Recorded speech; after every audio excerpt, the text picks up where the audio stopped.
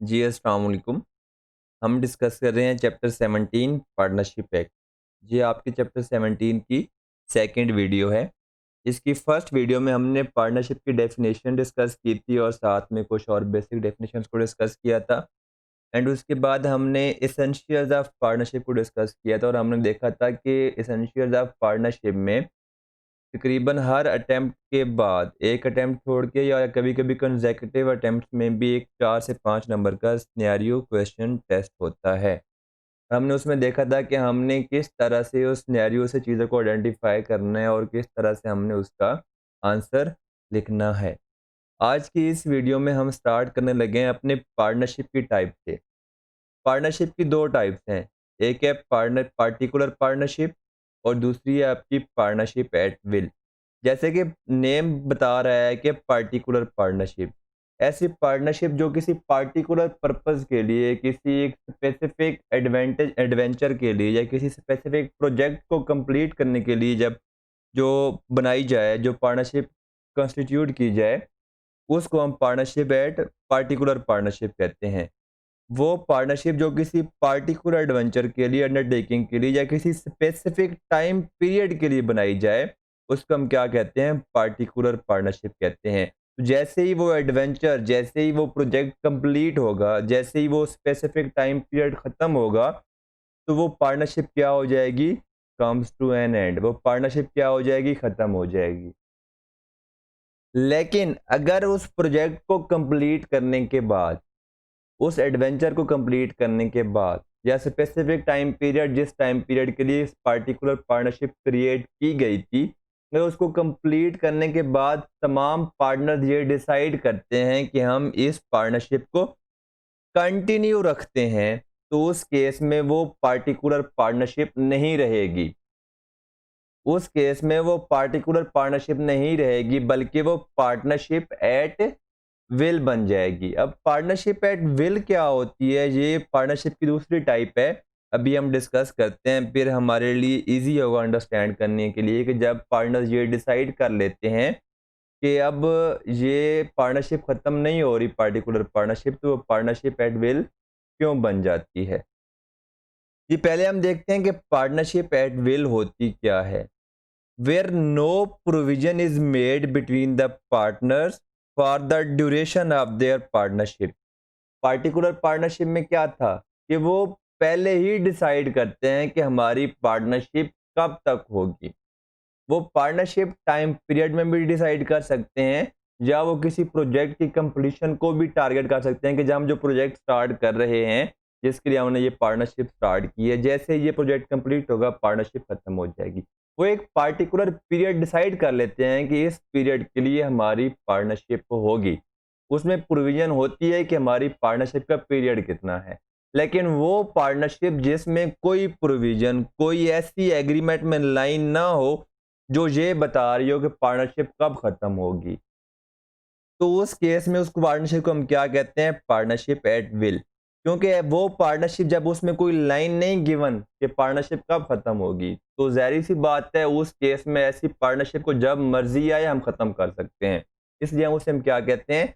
Partnership at will कहते हैं। इस पार्टनरशिप में is no provision as to when partnership will come to an end. तो ये अब पार्टनर्स पे खुद पे डिपेंड करता है कि वो जब चाहें उसको डिसॉल्व कर सकते हैं। जैसा कि हम आगे पढ़ते हैं, any partner is free to dissolve the partnership by giving a notice in writing to all other partners of his intention to dissolve the firm.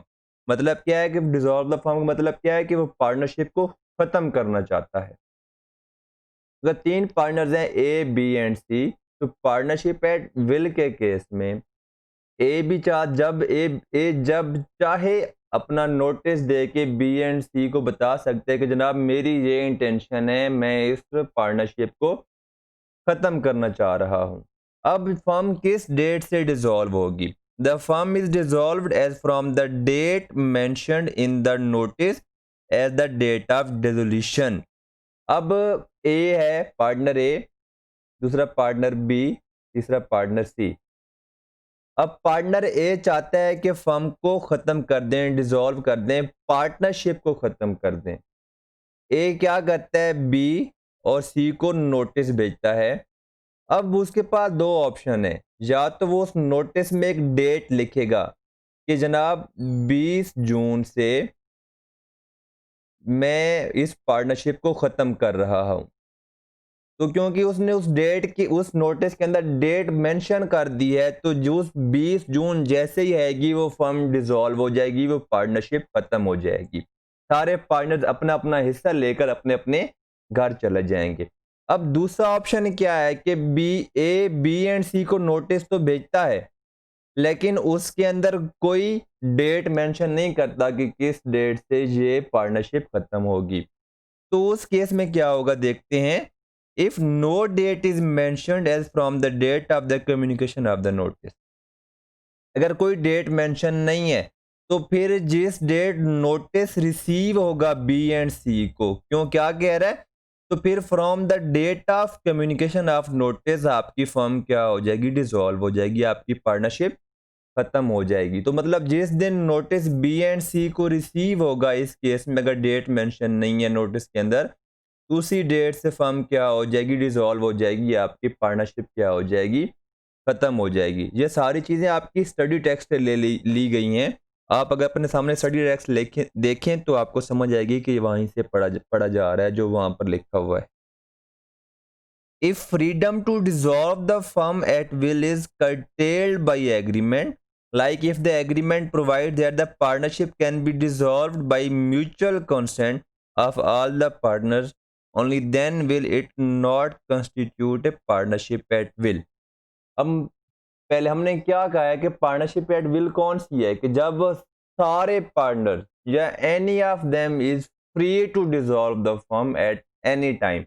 लेकिन अगर वो कह रहा है कि अगर वो जो जो राइट है कि freedom to dissolve the firm है, अगर वो आपस में एक एग्रीमेंट कर लेते हैं कि जनाब ये फर्म तब ही डिसॉल्व होगी जब मेजॉरिटी ऑफ पार्टनर इसको डिसॉल्व करने के लिए एग्री होंगे, तो फिर वो पार्टनरशिप एट विल नहीं होगी। जी, अब हम देखते हैं पार्टनर्स की टाइप। पहले हमने डिस्कस किया पार्टनरशिप की टाइप, अब हम डिस्कस करते हैं पार्टनर्स की टाइप। हमारे पास पार्टनर्स की बहुत सारी टाइप्स हैं, वो हम देखते हैं कि कौन कौन सी हैं। पहला है एक्चुअल पार्टनर। हर वो पार्टनर जो एक्टिवली बिजनेस एक्टिविटीज में इंगेज हो रहा होगा, जो बिजनेस के कोड ऑफ कंडक्ट में इंगेज हो रहा होगा, उसको हम क्या कहेंगे, एक्चुअल पार्टनर कहेंगे। अब ये पार्टनर इन्वेस्टमेंट भी करता है, कैपिटल, हम इन्वेस्टमेंट को कैपिटल कहते हैं अकाउंटिंग की वर्ड में, बिजनेस वर्ड में। वो प्रॉफिट में शेयर भी लेता है, वो आपका लॉस में भी शेयर लेता है, लेकिन क्योंकि वो एक्टिवली एंगेज होता है बिजनेस एक्टिविटीज के अंदर, बिजनेस ऑपरेशंस के अंदर, तो उसको हम क्या कहते हैं, एक्चुअल पार्टनर कहते हैं। ये पार्टनर क्या होता है, is an agent of all other partner for the purpose of the business of firm. अगर आपने लास्ट वीडियो सुनी है तो हमने फिफ्थ जो लास्ट आपका एसेंशियल ऑफ पार्टनरशिप था वो था म्यूचुअल एजेंसी। हमने वहां पर क्या डिस्कस किया था कि every partner is agent and a principal. हर पार्टनर एजेंट भी है और एट ए टाइम प्रिंसिपल भी है। तो एक्चुअल पार्टनर जो है वो हर टाइम एज एन एजेंट काम कर रहा होता है बाकी सारे पार्टनर्स का, और वो खुद एक प्रिंसिपल भी होता है। और he can bind himself and other partners for the acts done in the ordinary course of the business। हमने लास्ट वीडियो में जब हम essentials ऑफ पार्टनरशिप डिस्कस कर रहे तब हमने म्यूचुअल एजेंसी को डिस्कस किया था, जो फिफ्थ और लास्ट एसेंशियल था पार्टनरशिप का। उसमें हमने क्या डिस्कस किया था कि कोई एक पार्टनर अपनी एक्टिविटी, कौन सी एक्टिविटी, जो फर्म का नॉर्मल कोर्स ऑफ बिजनेस है। अगर फर्म का बिजनेस है ट्रेडिंग, तो अगर मैं जाकर कोई सर्विस प्रोवाइड, कोई अगर एक पार्टनर को सर्विस प्रोवाइड कर देता है, अब फर्म का बिजनेस सर्विस प्रोवाइड करना नहीं है, तो फिर कोई पार्टनर उस एक्टिव फर्म को बाइंड नहीं कर सकता। अगर फर्म का बिजनेस ट्रेडिंग है, अगर उनमें से एक पार्टनर किसी कस्टमर के साथ कॉन्ट्रैक्ट कर लेता है अपनी गुड्स को सेल एंड परचेज करने के लिए, तो अब वो क्या है, ऑर्डिनरी कोर्स ऑफ बिजनेस है। तो इस एक्टिविटी से बाकी सारे पार्टनर्स भी क्या हो जाएंगे, बाउंड हो जाएंगे, वो फर्म को बाइंड कर सकता है। नेक्स्ट आपका जो पार्टनर है वो है स्लीपिंग और डॉर्मेंट पार्टनर। ये वो पार्टनर होता है जो कि थर्ड पार्टी से डील नहीं कर रहा होता। मतलब क्या हुआ, एक्चुअल पार्टनर वो होता है जो एक्टिवली बिजनेस ऑपरेशंस में डील कर रहा होता है, इंगेज्ड होता है, जबकि जो स्लीपिंग पार्टनर होता है ये बिजनेस ऑपरेशंस में ये इंगेज नहीं होता, ये पार्टिसिपेट नहीं कर रहा होता, ये बस अपना कैपिटल इन्वेस्ट करता है और प्रॉफिट में शेयर लेता है। बस ये कहता है कि मुझे कोई कंसर्न नहीं है कि आप बिजनेस किस तरह से रन कर रहे हो। ही मे और may not take active part in the conduct of the business of the firm. ये कैपिटल भी इन्वेस्ट करता है और प्रॉफिट्स में शेयर भी लेता है। और क्योंकि ये पार्टनर है, हम आगे चल के डिस्कस करेंगे कि पार्टनर्स की लायबिलिटी किस तरह से होती है। आपने कंपनी लॉ की अगर चैप्टर 19 की वीडियो देखी हो, उसमें हमने थोड़ा बहुत पढ़ा था कि पार्टनरशिप की जो लायबिलिटी होती है वो अनलिमिटेड होती है। तो पार्टनर्स की लायबिलिटी भी क्या होती है? अनलिमिटेड होती है। लेकिन ये साथ में इक्वली लायबल भी होते हैं बाकी तमाम पार्टनर्स के साथ। फर्म के सारे के जो डेट्स होंगे उनके ये क्या होते हैं? लायबल होते हैं। ये इनकी रिस्पॉन्सिबिलिटी होती है कि जो फर्म के सीक्रेट्स हैं वो उनको सीक्रेट ही रखें, किसी के साथ शेयर न करें। हम आगे इस चैप्टर में चल के डिस्कस करेंगे कि जब एक पार्टनर रिटायर होना चाहता है, इस फर्म में को छोड़ना चाह रहा होता है, तो उसके लिए कौन कौन सी स्टेप्स प्रोसीजर्स हैं जो उस पार्टनर को, रिटायरिंग पार्टनर को फॉलो करने होते हैं। उनमें से एक प्रोसीजर है वो ये है कि अगर एक पार्टनर रिटायर होना चाह रहा है, उसको पब्लिक नोटिस देना पड़ता है किसी न्यूज़पेपर के थ्रू कि मैं जी इस डेट से इस फर्म का पार्टनर नहीं हूँगा। अगर मैं इस डेट के बाद कोई फर्म एक्टिविटी करती है तो उसके लिए मैं रिस्पॉन्सिबल नहीं हूँ, मैं लायबल नहीं हूँगा। लेकिन लॉ कह रहा है कि स्लीपिंग पार्टनर के लिए कोई ज़रूरत नहीं है। स्लीपिंग पार्टनर चाहे तो वो पब्लिक नोटिस दिए बगैर भी रिटायर हो सकता है और वो लायबल नहीं होगा। हालाँकि पब्लिक को पता नहीं होगा कि ये पार्टनर अब नहीं रहा, क्योंकि पब्लिक को पहले भी नहीं पता था कि ये पार्टनर है, स्लीपिंग पार्टनर था।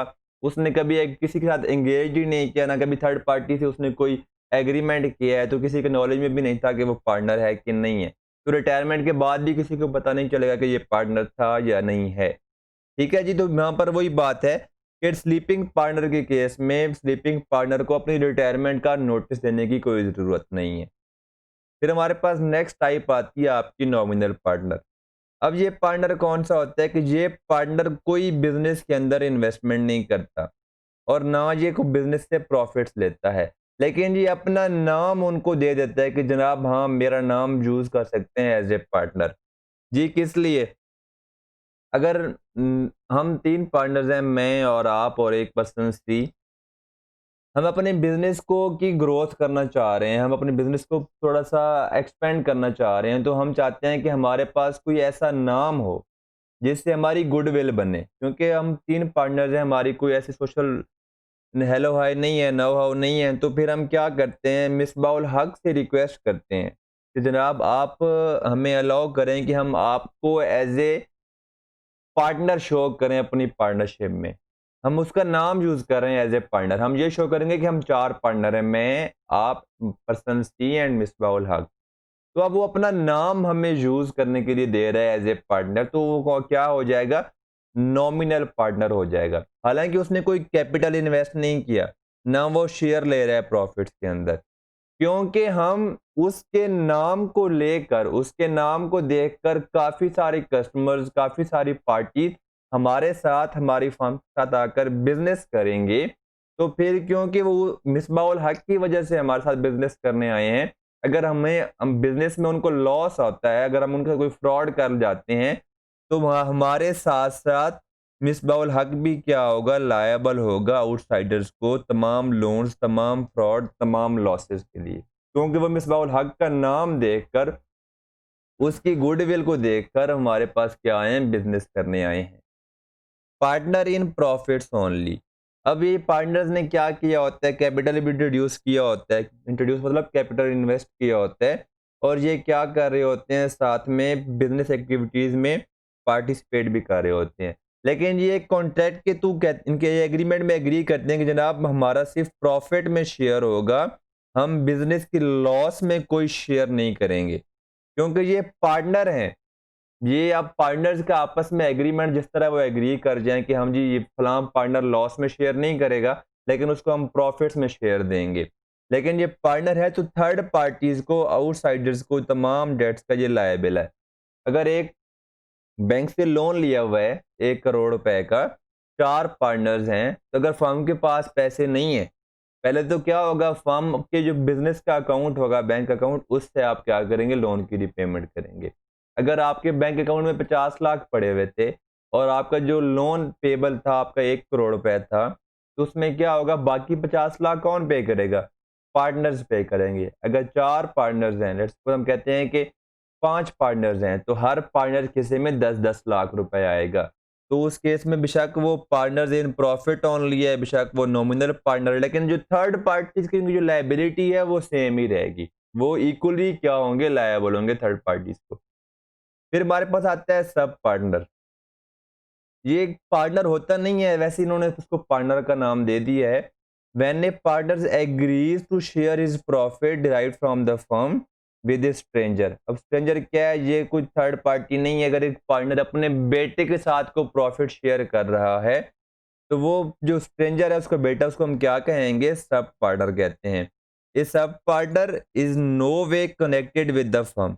वो किसी तरह से भी फर्म से कनेक्टेड नहीं होता और वो कभी भी खुद को फर्म का पार्टनर रिप्रेजेंट नहीं कर सकता, और उसके फर्म के साथ फर्म की प्रॉपर्टी पे भी कोई राइट नहीं होते, और वो किसी भी तरह कोई किसी थर्ड पार्टी को लायबल नहीं होता, क्योंकि वो अपने आप को एज ए पार्टनर रिप्रेजेंट ही नहीं कर सकता। तो फिर उसकी कोई लायबिलिटी भी नहीं होगी, उसके कोई राइट्स भी नहीं होंगे, क्योंकि उसको एक पार्टनर्स की वजह से, एक पार्टनर की वजह से कुछ प्रॉफिट में शेयर दिया जा रहा है। तो लॉ ने क्या कहा है, उसको हम क्या कहेंगे, सब पार्टनर कहेंगे। लेकिन ये एक्चुअली में पार्टनर बिजनेस का नहीं होता। हमारे पास अब नेक्स्ट जो पार्टनर है वो है साइलेंट पार्टनर। अब ये क्या है, those who by agreement with other partners have no voice in the management of the partnership business. अब ये बाकी पार्टनर से एग्रीमेंट करते हैं कि जनाब, लेट सपोज 3 पार्टनर्स थे, partner A, B and C. Partner C ने कहा, जनाब मुझे आप 40% प्रॉफिट्स में शेयर दें, मैं आपकी मैनेजमेंट में इन्वॉल्व नहीं करूंगा, कुछ भी आप में इंटरफेयर नहीं करूंगा। तो अब मिस्टर सी क्या बन गया, आपका साइलेंट पार्टनर बन गया। वो प्रॉफिट्स में से भी लेगा, लॉसेस में भी कंट्रीब्यूट करेगा अगर उनका कोई एग्रीमेंट नहीं है, और वो थर्ड पार्टीज को भी क्या होगा, फुली लायबल होगा, और वो अपने बिजनेस में एक्टिव पार्ट भी कर सकता है। अब क्या एक्टिव पार्ट है कि वो किसी कस्टमर को ढूंढ कर लाता है।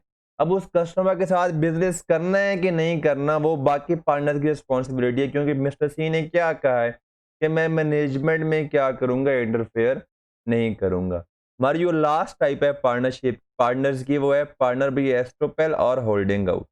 ये कौन सा है, where a person hold himself out as a partner और allows other to do it. जैसे कि मैंने अभी पीछे कहा था कि नॉमिनल पार्टनर से मिलती जुलती बात है इसकी। तो जब वो खुद को अलाउ कर देते हैं या खुद को एज ए पार्टनर शो करते हैं, तो उसके बाद क्योंकि थर्ड पार्टी ने क्या किया होता है, उनकी बात पर यकीन करके क्या की होती है, पार्टनरशिप के साथ, फर्म के साथ बिजनेस किया होता है, तो उस केस में ये जो पार्टनर है क्या होता है, लायबल हो जाता है थर्ड पार्टी को। ये खुद को फिर बाद में बैकआउट नहीं कर सकता कि जनाब मैं तो पार्टनर हूं भी नहीं इस फर्म का। तो ये आपके क्या है, टाइप्स ऑफ पार्टनर्स हैं। इस वीडियो में हमने डिस्कस किए हैं types of partnership and types of partners.